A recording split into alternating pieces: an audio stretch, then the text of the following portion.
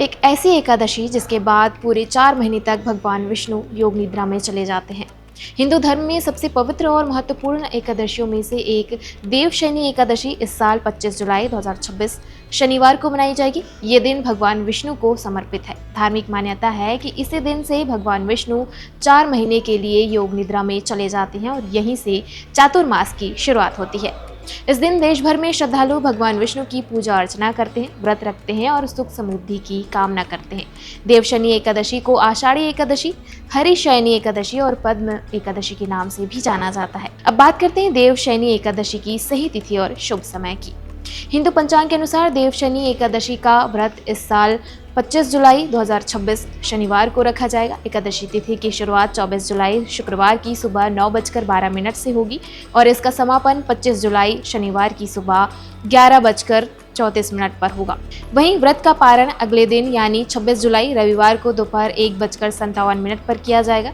यदि आप ये व्रत रख रहे हैं तो निर्धारित समय पर ही पारण करना शुभ माना जाता है। अब जानते हैं इस पावन दिन कौन सी गलतियां भूलकर भी नहीं करनी चाहिए। पहला, अनाज का सेवन न करें। अगर आपने देवशयनी एकादशी का व्रत रखा है तो चावल, गेहूं, दाल और अन्य अनाज का सेवन करने से बचें।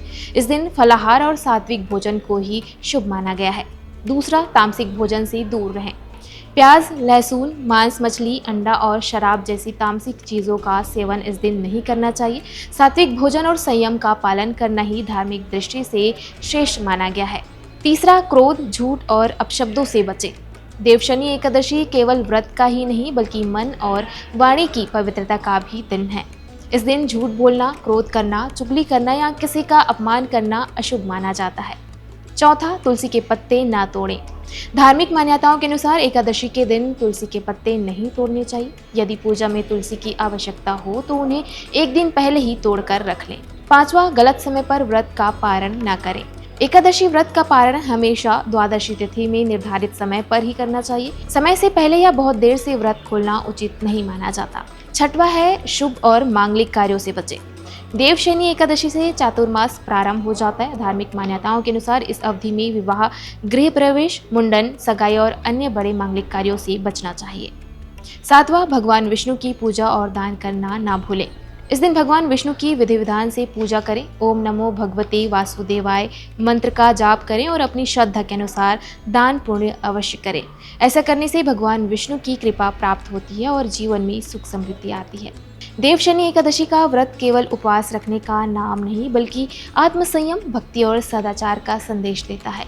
यदि आप इस दिन इन नियमों का पालन करते हैं और बताई गई गलतियों से बचते हैं तो धार्मिक मान्यताओं के अनुसार भगवान विष्णु की विशेष कृपा मिलती है।